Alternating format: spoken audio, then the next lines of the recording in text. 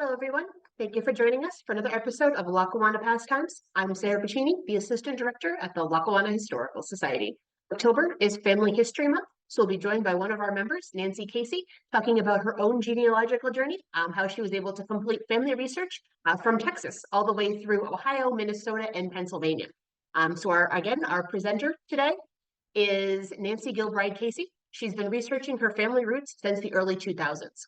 She began her award-winning blog, Leaves on the Tree, in 2018 to share discoveries and stories.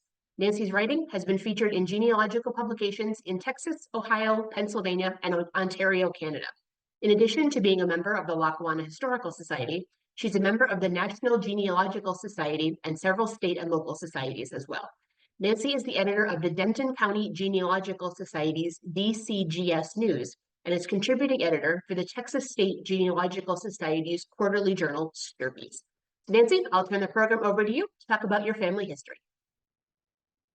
Good afternoon to everyone. Again, happy Family History Month. I'm so happy to be here with you guys today. Really happy for the opportunity to talk about my Pennsylvania roots.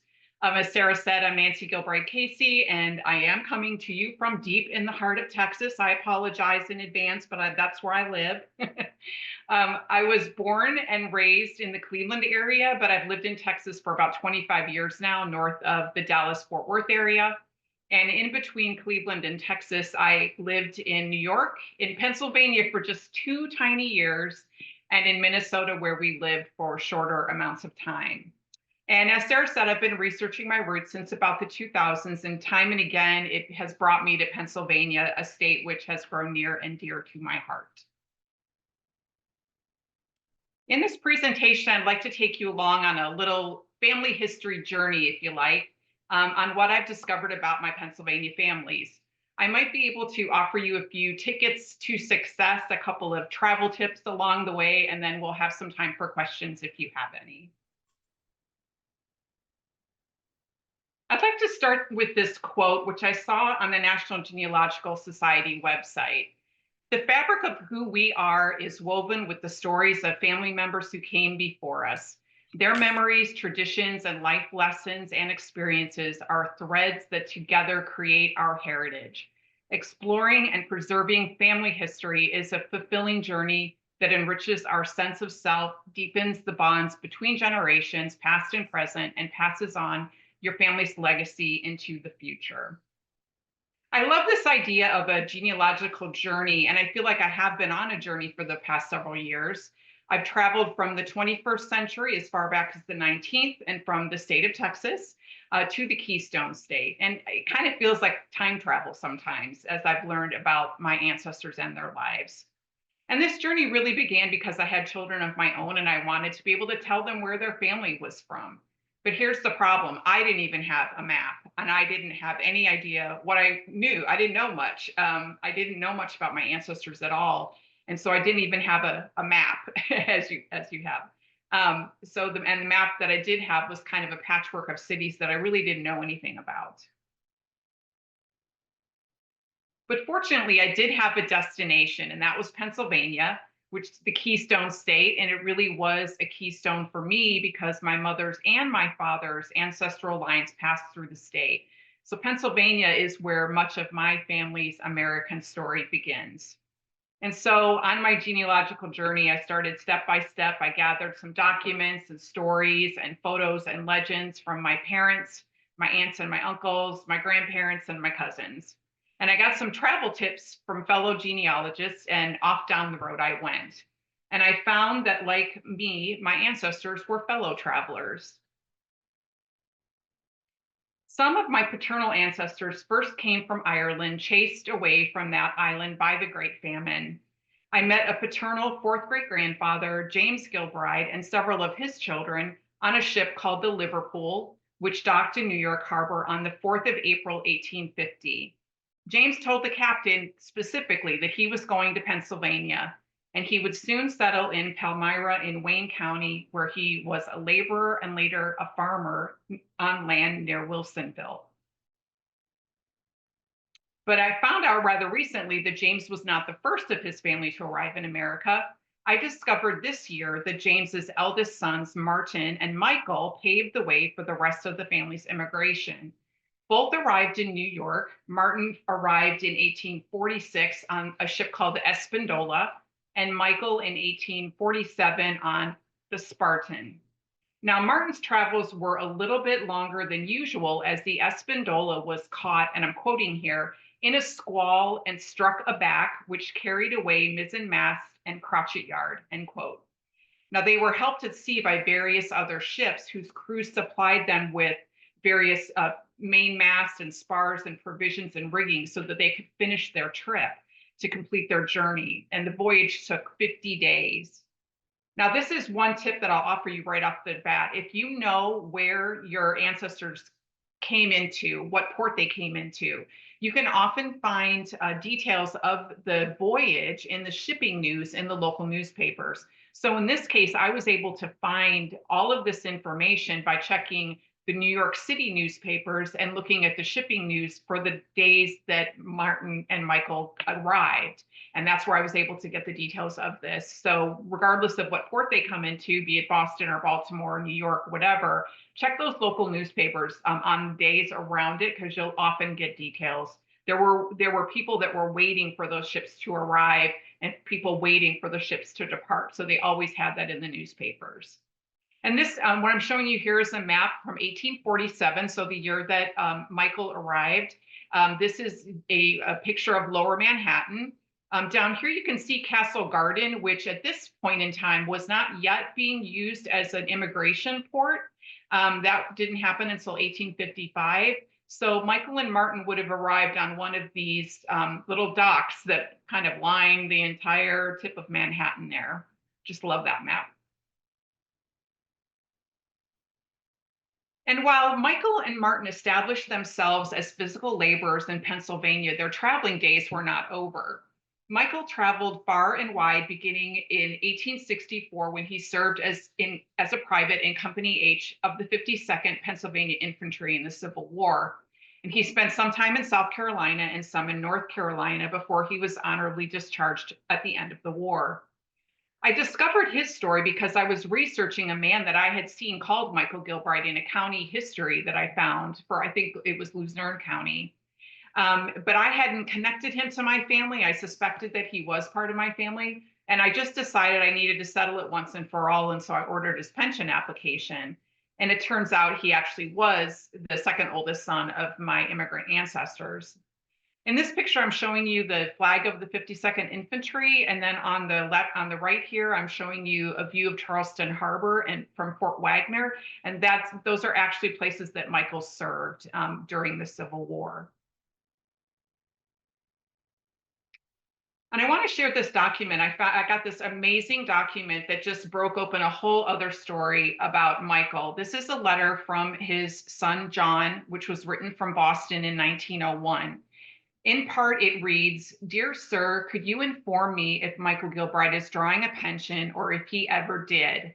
He enlisted in Scranton, Pennsylvania in August 1864 and discharged in June 1865, a private in the 52nd Pennsylvania Infantry.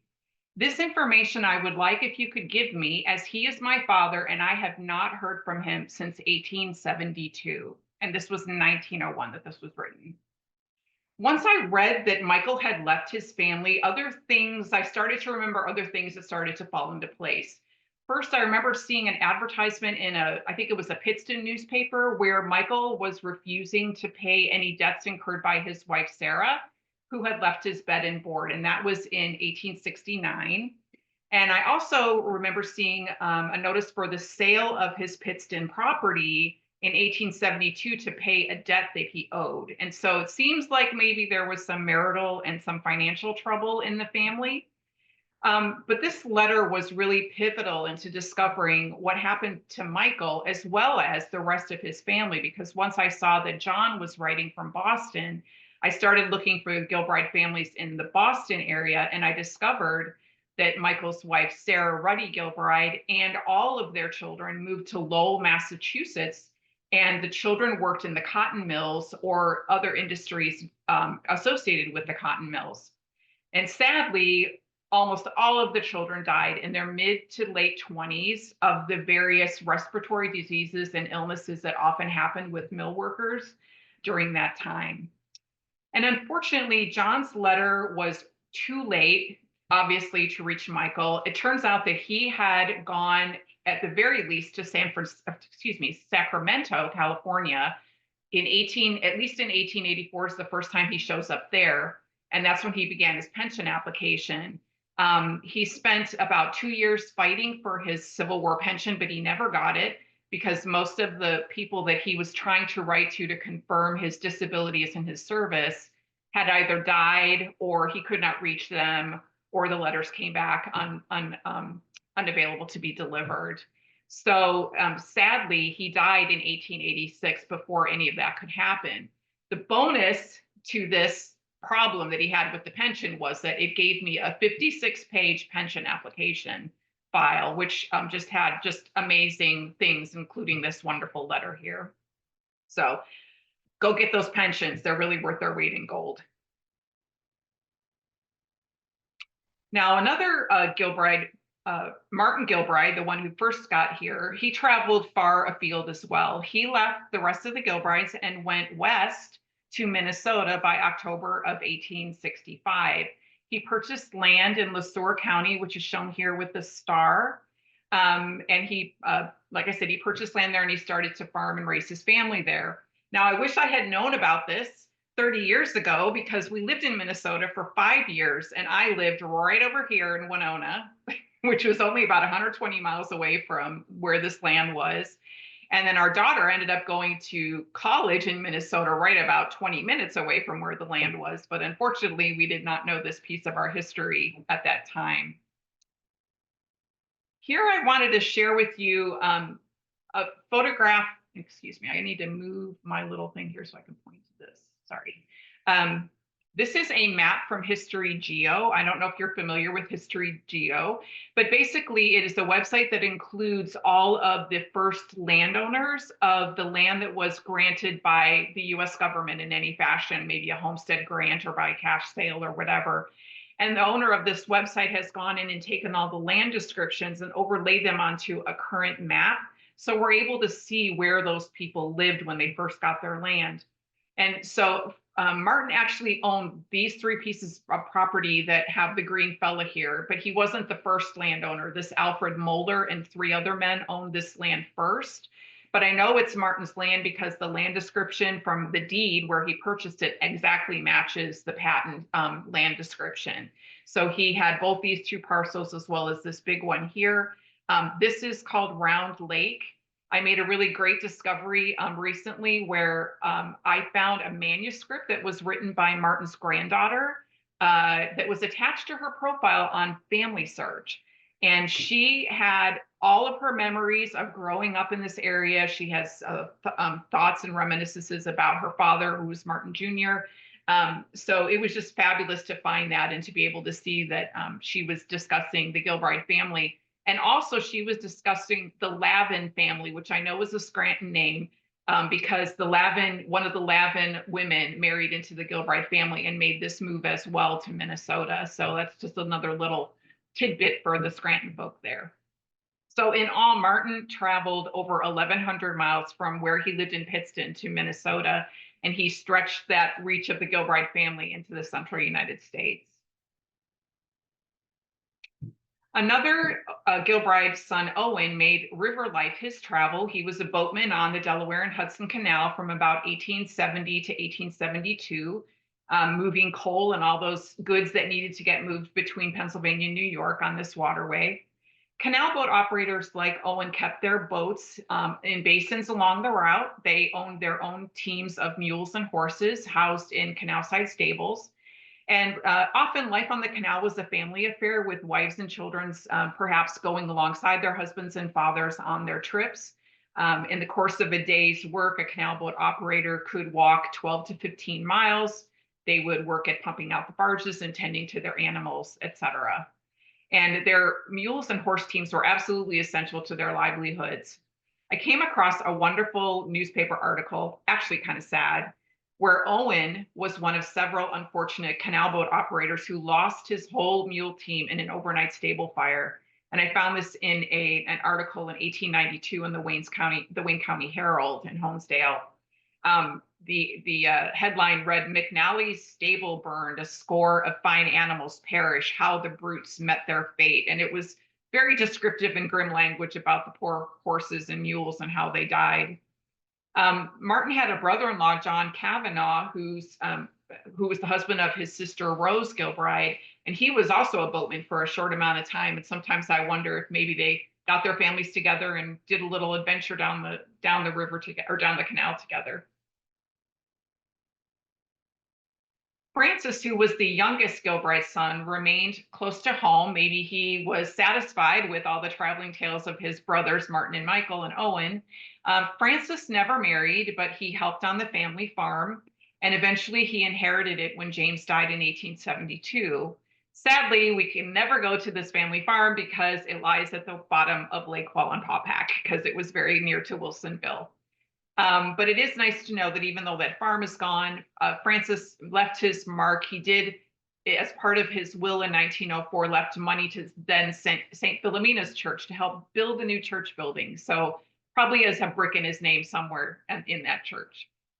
And what I'm showing you here is an 1860 map of Wayne County. And I just wanted to point out, I love that my family name is on a map here. This is James Gilbride's land. And then later on in 1872, map shows that here is Francis's name on the same property before it became the lake. I just think that's amazing that my family name is on a map. Within months of his arrival to Pennsylvania, my third great-grandfather, James Gilbride, married Bridget Egan and settled into married life in Wayne County. But by 1860, they traveled to and settled in the Providence area of North Scranton, where he worked as a mine laborer his entire life. He and Bridget had 10 children that they welcomed into their American life, and they baptized them at either St. John's in Holmesdale early on or at Holy Rosary in Providence. And one of James and Bridget's sons was my second great-grandfather, Michael Gilbride, born about 1855. Like James, he too was a mine worker in and around Providence. He definitely worked at the Cayuga and the Leggett's Creek mines that I've been able to find. In 1875, he married Catherine Ryan at Holy Rosary Church, and together they had one son, John Joseph, who was my great-grandfather in 1876. And this is one of the very first documents I ever saw when I started my family history journey. This is an extracted marriage record from Holy Rosary for Michael and Catherine Ryan, who was his wife. They married in 1875. And this copy was obtained by my Aunt Margaret Gilbride Firestone back in the 80s when she first started investigating the family. And then I was able to get this from her daughter when I started my own journey. Shortly after the couple married, however, Michael and Catherine's life took a tragic turn. After suffering a stillbirth in 1877, Catherine descended into mental illness, and she was sent to the Danville Asylum in neighboring Montour County. And this is an image of the Danville Asylum about the time that she was there. This was a journey of 70 miles from Catherine's Providence home, and she spent a little over 3 years there. And she tragically died at the age of 26 in 1881. Now, Michael remarried and later had 8 more children with his second wife, Mary Gallagher, and they were all half-siblings to my great-grandfather, John. And these children married into families with other familiar Scranton names like Gilgallen or McCarthy, Malarkey, McCormick, and McAndrew. And just as a side note, I will have a lot more on Catherine's story during the genealogy forum on November 13th. And I hope you'll join me for that. I have much, much more to talk about regarding Catherine's incredible story. My great-grandfather, John Joseph, married Margaret McAndrew in 1895 in Scranton, and they had 4 sons, Clarence, Harold, Donald, and my grandfather, Joseph John Gilbride. And these were the last of my direct Gilbride line to be born in Scranton. And this is a picture of my great-grandmother. This is Margaret McAndrew, and this is John Gilbride. And this is my grandfather, Joseph John, looking the big ears and looking like a total cut up. I'm sure I love this photograph because you can just tell those boys got into a lot of trouble. I'm sure they were quite the handful for Margaret. Early in the 1920s, John decided to relocate his family to Cleveland, and that's how our family ended up there. Family lore is that John wanted out of the mines because he too was a miner and he wanted a better life and a safer job. But unfortunately, it did not end up this way. John died in 1937, just a few months after my father was born, from burns that he suffered in a boiler explosion at the Aetna Rubber Company in Cleveland.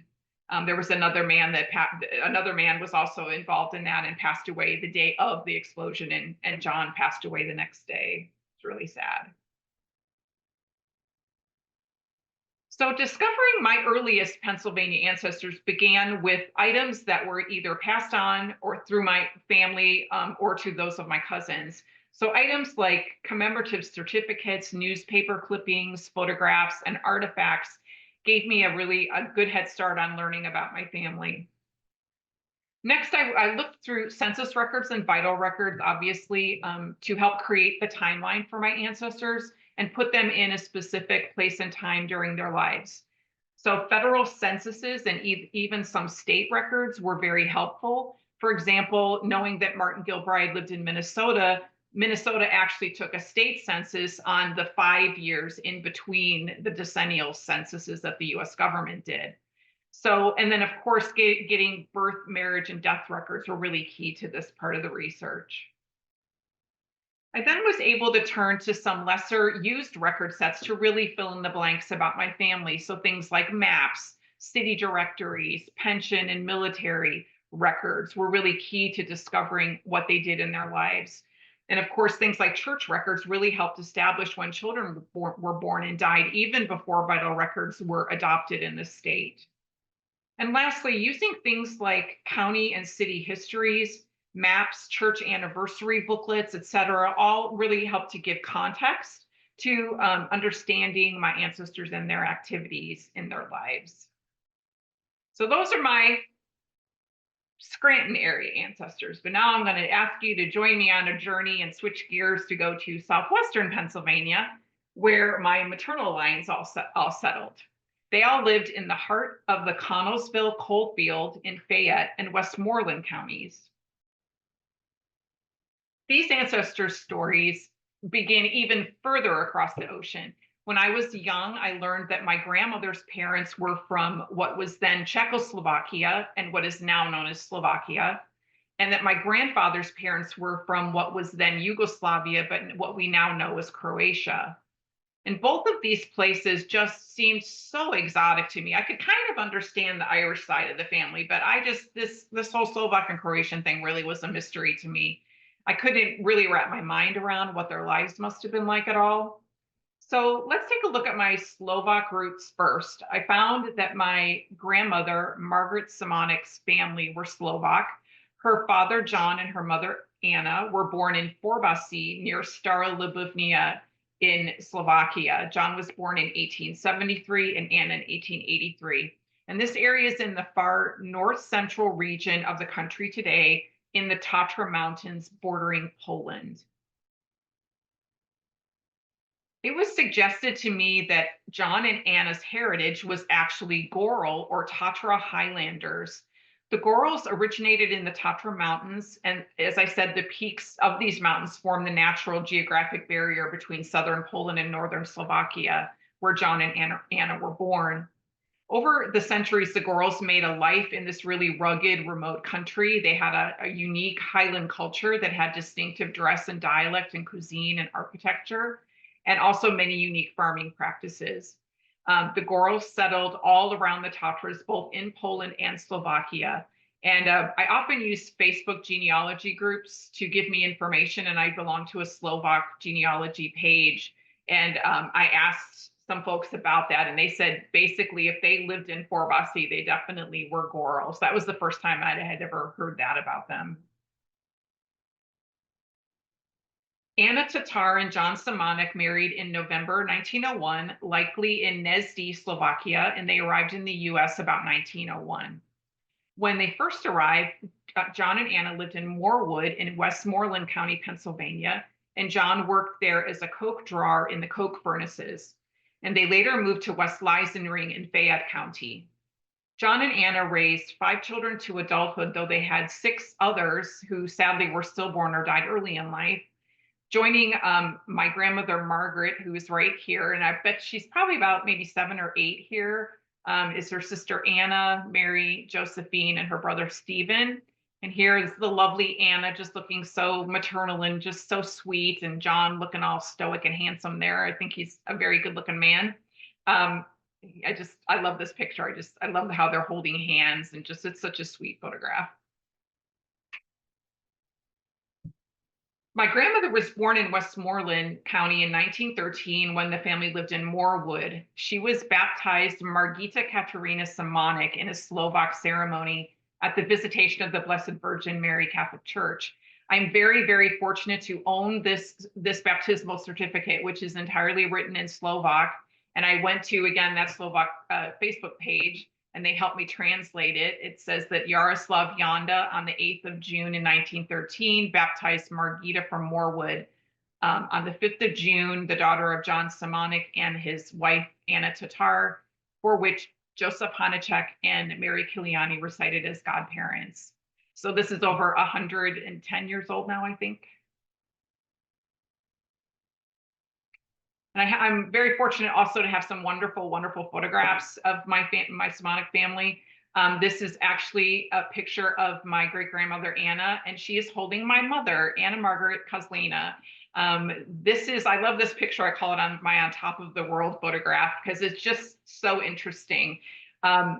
Just a little backstory though, I had heard, my mom once told me, we went to this area one time when I was a kid to visit, and I remember driving down the road and she pointed up the hill and she said, I was born in, that's my grandma's house. I was born there. And I about fell over. I think I was a teenager, but I still thought all babies came from hospitals. So that was quite the shocking thought to hear that she came from grandma's house. But I love this photograph because for a couple of reasons. You can actually see the curvature of the earth here, which I think is so neat. You can see the company housing that the mine would have built for the workers. You can see the coke ovens right here. And just, I love that Anna looks so happy to be holding her granddaughter. I love that photograph. So here's a really fun fact that actually is related to Scranton in a way. John Simonik and his brother Lawrence actually married their brides on the very same day. So this is John's record and this is Lawrence's record. And they both married on the 13th of November, 1901. And this is a photograph from the church registry, and noting that they lived in Fort Bastille right here, you can see. But the really cool thing is that while they both immigrated, and while John went to southwestern Pennsylvania, Lawrence actually went to the Scranton area. He worked in Fell for most of his life, and he later lived in Throop.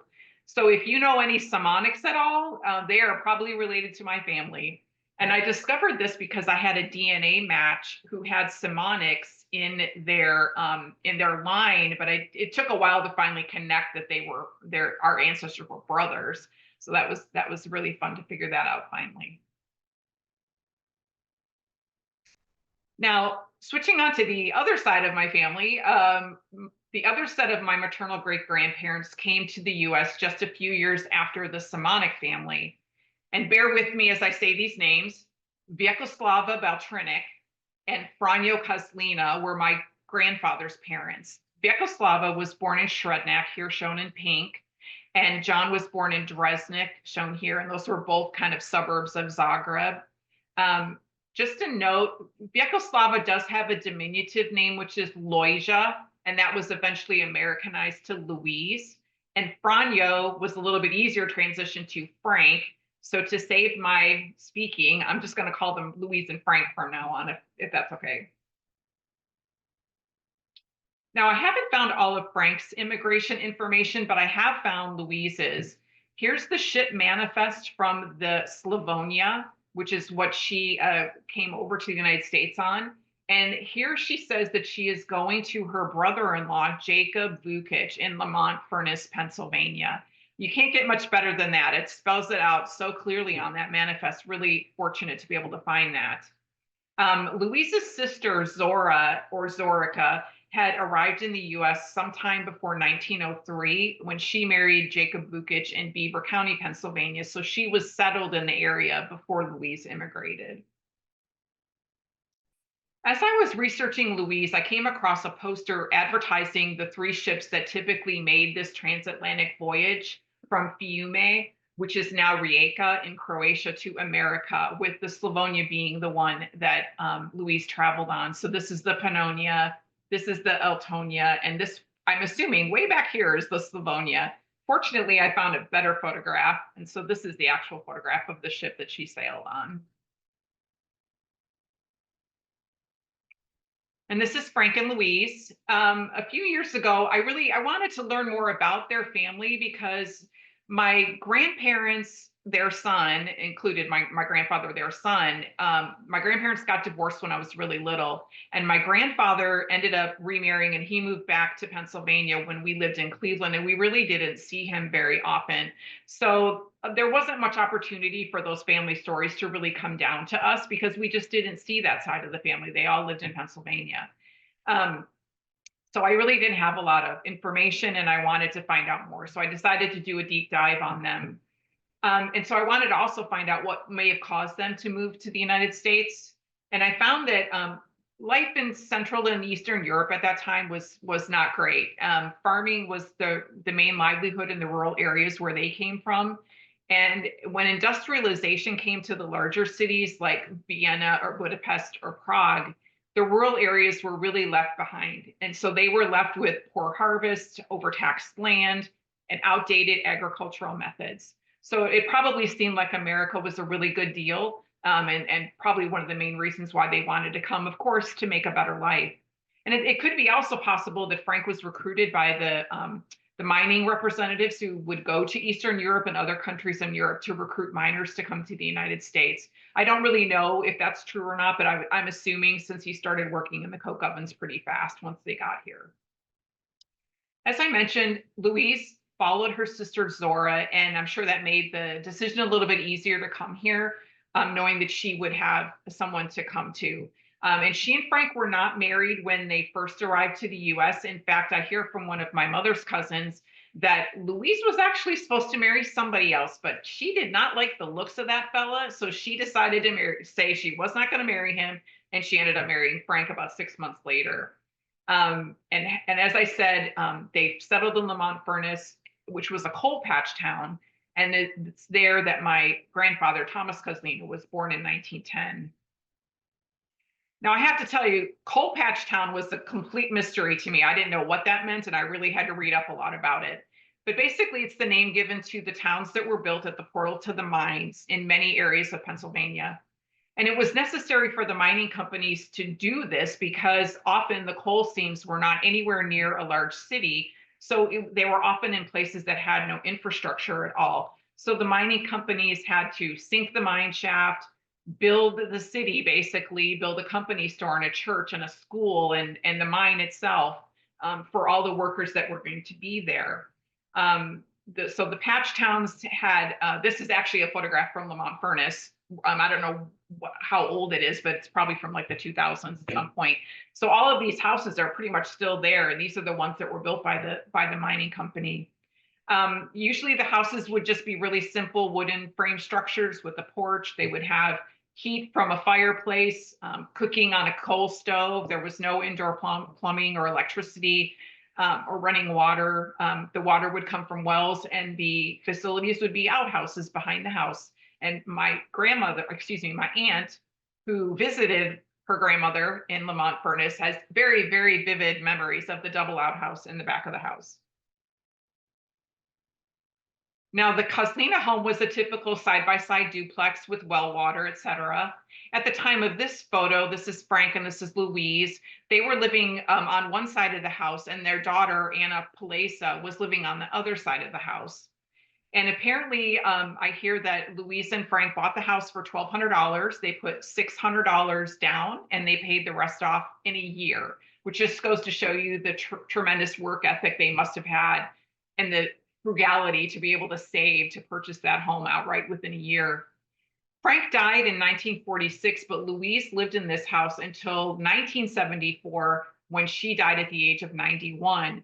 And the house continued to be passed on back and forth between different family groups in the family until 2016, when the last descendant finally left that house, built his own house, and they finally sold it. So here's a few photographs that I got from my mother's cousin. This is Louise in her later years. This is her here. She had a couple of memories to share. She said she asked her one time if she would like to go back to the old country. And Louise said very emphatically, no, because I had to work too hard. And Louise never picked up the English language. She could understand it, but she much preferred to speak Croatian. And so my cousins who lived near her, or my mom's cousins, often they did learn to understand her and be able to speak a little bit. I also heard that my grandfather and his siblings all spoke Croatian to her exclusively. This other photograph I love because this is her, this was probably in the 70s. This is her actual wedding gown that she still fit in. You know, she was probably in her 60s, 70s, 80s by then and still fit her. Very trim little lady. Now, as you can imagine, once my Slovak and Croatian ancestors made their way to the US, they probably wanted to assimilate as soon as possible. The immigrant generations usually settled in small communities where they could share with others from their country, so they could share languages and their customs. And this was definitely true for Louise. She attended St. Cecilia Catholic Church, where she was a member of the Christian Mothers. She joined the Croatian Fraternal Union Lodge, and she was active in a Croatian club.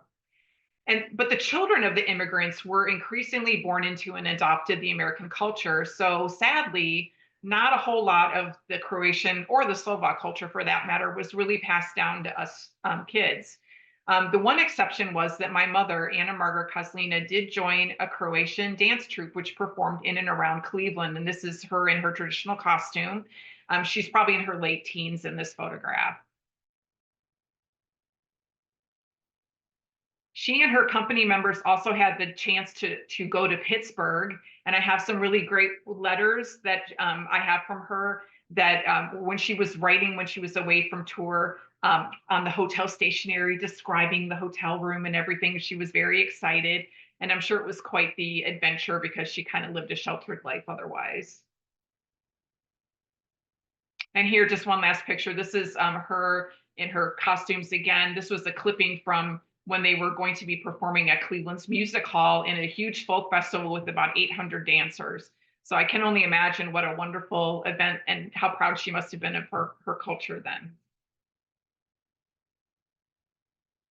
So researching the Eastern European side of my family was a little bit different than the Irish side from the eastern part of the state. I actually had many more home sources from my mom's family because a lot of those artifacts were passed down from my great grandmother to my grandmother to my mother to me. My mother and I were both the eldest daughters, so we just seemed to get everything. So I had things like, you know, the certificate and newspaper clippings and various things like that.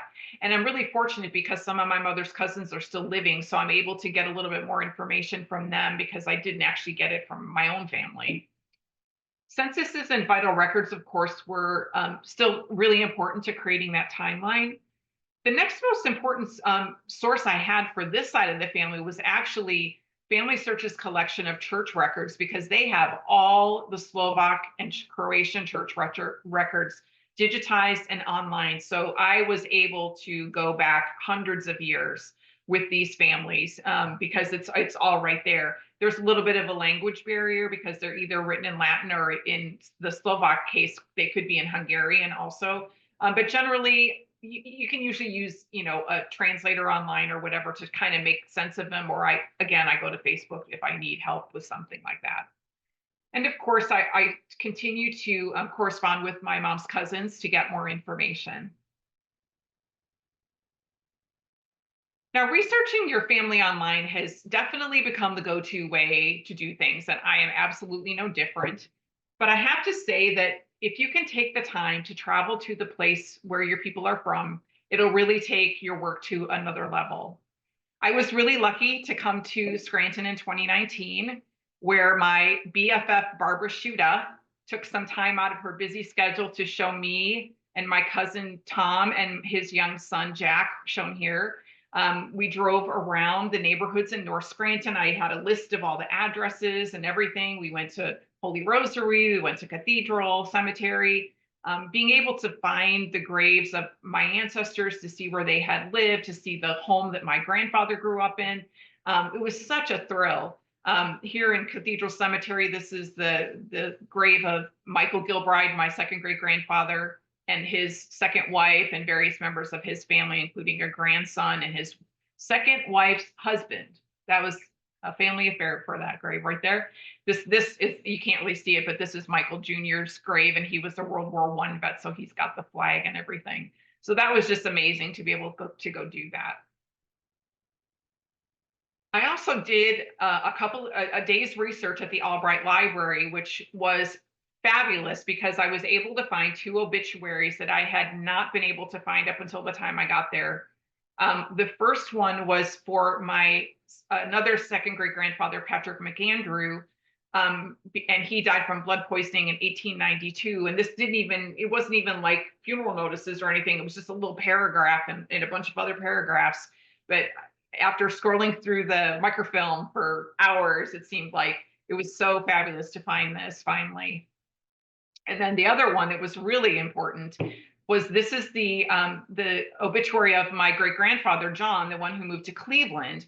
Now, we had known on paper that his father remarried and he had all these other siblings and everything. But since he lived in Cleveland and most of them stayed in Pennsylvania, there wasn't a lot of mixture. There weren't documents that really said much about that relationship at all. So this obituary said it all.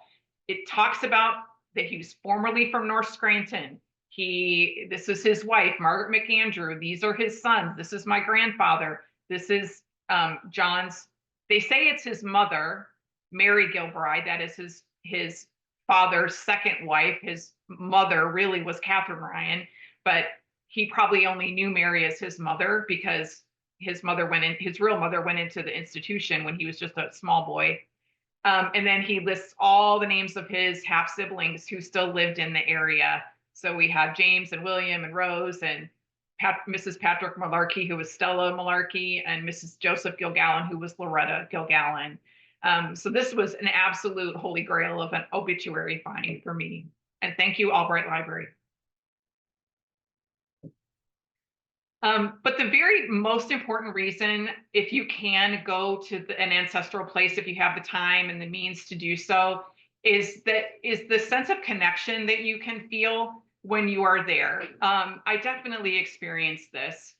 The last night that I was in Scranton, after I'd spent I think it was my 4th day there, and I was getting ready to go home the next day. I was staying in a B&B in Scranton, and I just thought, well, I'm going to jump in the rental car and I'm just going to drive around by myself a little bit. And every day that I was there, I had posted on Facebook a little blurb about what I had done that day and what I had found and some pictures.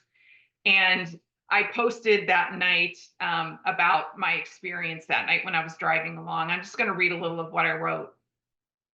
One last time past 440 Laurel Street and the house where Grandpa was born and lived in until his family moved to Cleveland. Past Holy Rosary Church, where somewhere deep inside the memory of dozens of baptisms, marriages, and funerals lay. One drive by 2146 Kelly Avenue, a home which was passed through many Gilbride-related hands well into the 20th century. As I left the neighborhood to go back to my B&B, through the window, which I had cracked to let in the warm spring air, the strains of How Great Thou Art, was being played on a nearby church carillon. Much like right now, the tears came out of nowhere, much to my surprise. I feel the connection to this place and to our past here, and I'm so grateful to have been here. That is the feeling I wish for every one of you, because you just can't beat it. So, switching gears quickly, dry the eyes. If you are interested in beginning or continuing your own family history journey, here are some travel tips that might help you. First, talk to your relatives to find those home sources around the house. You could have some artifacts that were passed down to your side of the family, but there could very well be other photographs and documents, et cetera, that got passed down to your cousins, for example. Here's a great example. I found out that my grandfather had been in the Civilian Conservation Corps in the 30s. And I wrote a little blurb about it on Facebook. And all of a sudden, my mom's cousin said, "Oh, gosh, we have photographs of your grandfather in the CCC." So she sent me all these photographs that I had never seen before. So it definitely behooves everyone to ask, what do you have in your family that I might not have? Another tip is to join genealogical or historical societies in your research area. Just like I belong to LHS, I find you guys are the boots on the ground that I need because I live in Texas. So I read your newsletters, I come to your webinars. I've had research done by the society for me. I met Barbara through LHS, she's been an absolute great help to me. Another thing is to use social media if you are on Facebook, for example. I know a lot of people aren't on Facebook. Some people don't like Facebook, but I can tell you, in my experience, probably 90% of my Facebook feed is all genealogical pages, genealogical groups, et cetera, that I have joined all these different pages. So I belong to a Croatian page and a Slovak page and different society pages all over the places that I research in the country.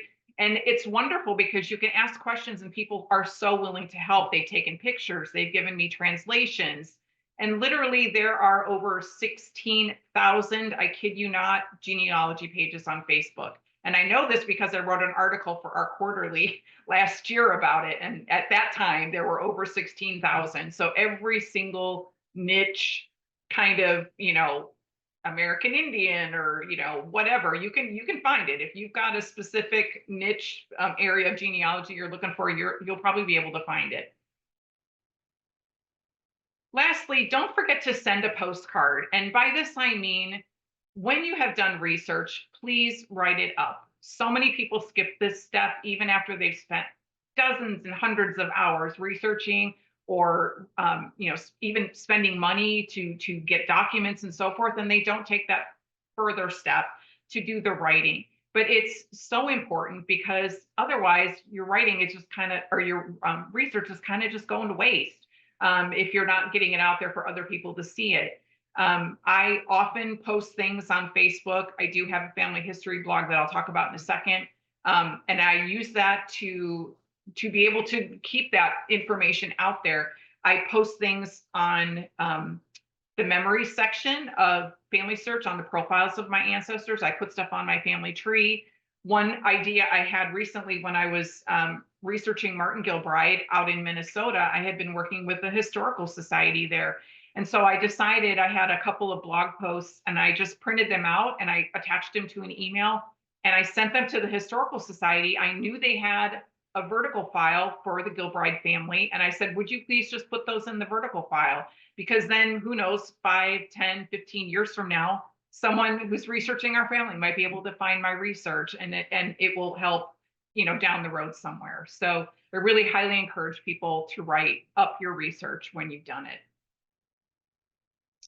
As I said, I do have a family history blog. It's called Leaves on the Tree. It really started just when I was going through some photographs and it felt like every photograph had a story to tell. And I was just like, I got to get these stories out here. So that I just started the blog.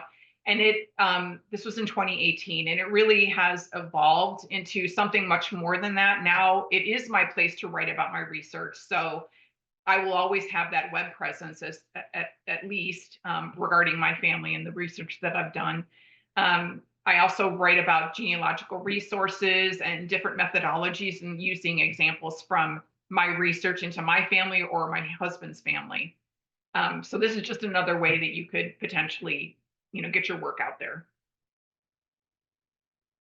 And as I said, I will be speaking on the 13th of November, and my presentation will be The Lady in the Asylum, Catherine Gilbride at Danville. I can't wait to share it with you. I've done a ton of research on Catherine. I was able to get her patient records from the Danville Asylum. It's quite the story and what I've discovered and what it all means. So I hope you'll join me then. And with that, if anyone has questions, I'm happy to take them. Also, just here is my email address if anyone would like to get in touch with comments or questions or whatever. Happy to email with anybody who wants. Now, how do I see people again? You did go back up to the top. I could do it. Just stop your screen sharing. There you go. Yeah. Oh, good. You should Okay, be able to see. perfect. Well, there's people. There's Barbara. Hello, Barbara. Nancy, thank you. Hi, Sarah. That was wonderful. You have so many really excellent resources there. It's a lot of work to compile them. I'm glad you were able to find these things as you were going. I know you said Barb helped you a lot. It is wonderful to have these resources and be able to compile them to tell the stories. So, Barb, did you have anything to add? Yeah, well, I really just wanted to ask Nancy because, my dealing with Nancy was predominantly her Irish side of the family. But when you started this, Nancy, overall, what were your biggest challenges? Were they on the Irish side? Were they on the Eastern European side? And how long would it take you, say, to find one answer to a question that you had? Oh gosh. I'm asking that question because, what we see on television now, especially with ancestry ads, they think you just enter somebody's name and poof, it's all there. And we have to keep reminding the people that come to our workshops that that's not how it works. They're great tools, but you still have to get up off the chair. You still have to go places. And I'm just curious because you've gone to every branch of your family. What an example of how long it would take you to find the answer to one question, and what was more challenging for you? I would say, okay, the first thing I'll say is that there's always the low-hanging fruit, right? The easy things to find, generally speaking, because they're online, like the census records. And Pennsylvania actually is pretty good for things online, especially on Ancestry. There's quite a bit there. And it's so great that you have the website like LPA Homes to, get those old marriage records and probate and all that. So that's really great. It's a little bit hard to answer how long. Some answers are easy. Some answers are terribly hard. And my perfect example is I do not know who the parents of Catherine Ryan are. And she's my second great grandmother, the one who died in the asylum.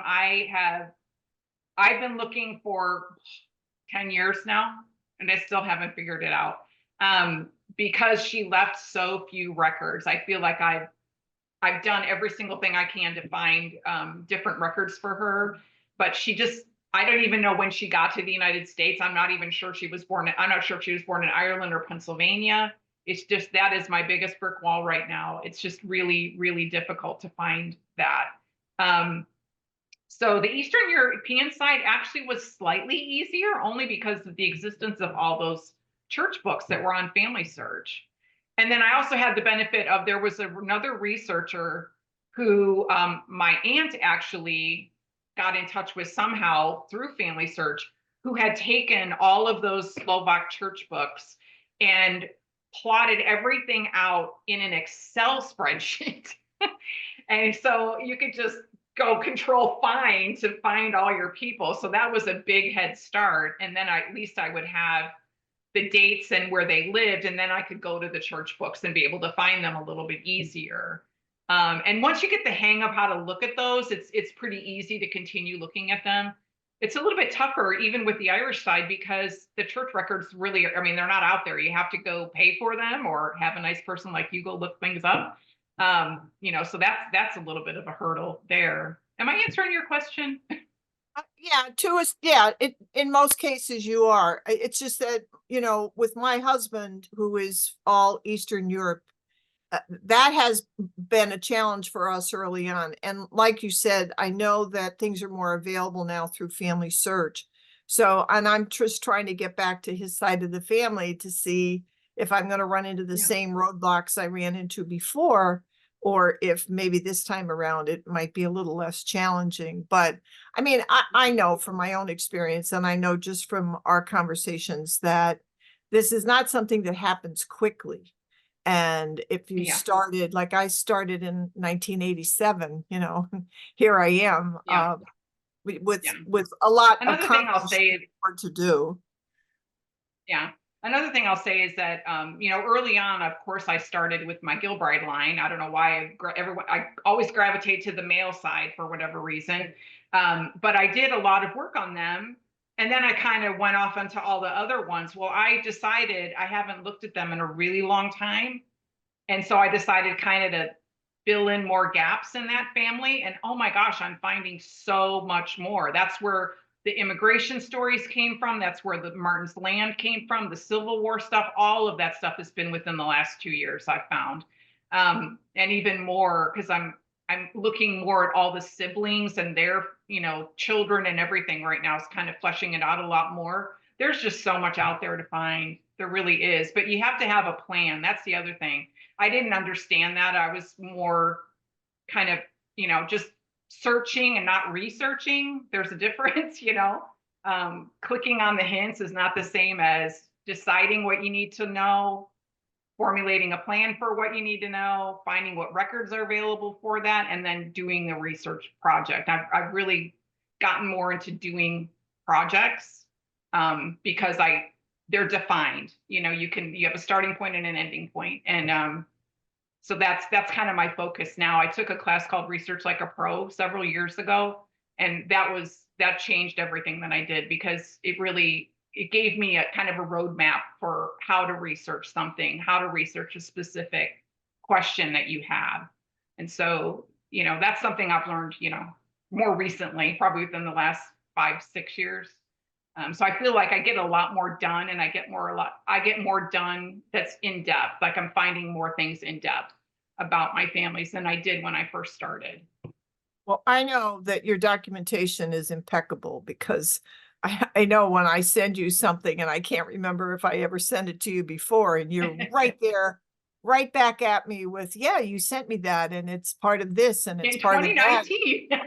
Yeah, it's really, and we tell people this all the time about how important accurate documentation is, because if somebody else Yeah. wants to do it or find it, they can follow your lead and they'll get to it Yes. just like that. Whereas we had to travel a little bit farther, whether it was on the computer or really getting in the car and going somewhere, that it took us to get there.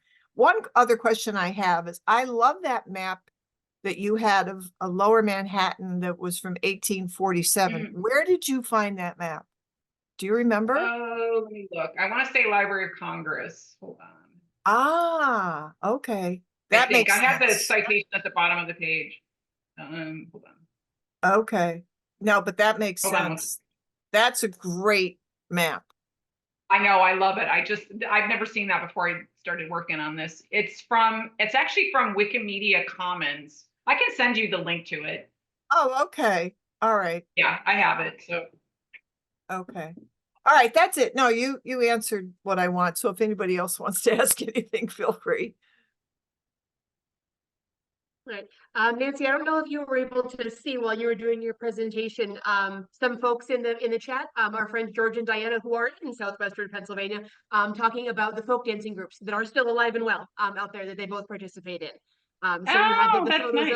of your mother. That is still a thing that's happening. And I said George and Diana are our links to that today. That's great. That's terrific. Cool. Oh, now I'm seeing the chat. I had it minimized. Yeah, it's hard to be Wow. presenting and and read the comments, but Yeah. just to I love to this. carry your story forward. Diana's comment about the outhouses being still around into the 20th century. That is true. My mom's cousin actually told me that they didn't tear them down for the longest time, like probably right before the house was sold. I don't know if they still use them. He didn't mention that. Can you hear me? In a pinch, Yes. maybe. Who knows? Okay, I don't know what's wrong with my screen today, but my aunt lived in one of those like coal miner type houses, and she had an outhouse into the 1960s that she was still using. Oh yeah. Oh Yeah. my God. And the building is still I believe- standing there. Nobody goes into it, obviously. But the Works Progress Administration was responsible for having a lot of that done to give people work. And that way, during that time, they wouldn't have idle hands. It would give them a project to complete. Very Well, good. I got you beat on that because I'd visit my father's parents lived on 5th Street off of Oak Street in Taylor. It's just south of the city boundary.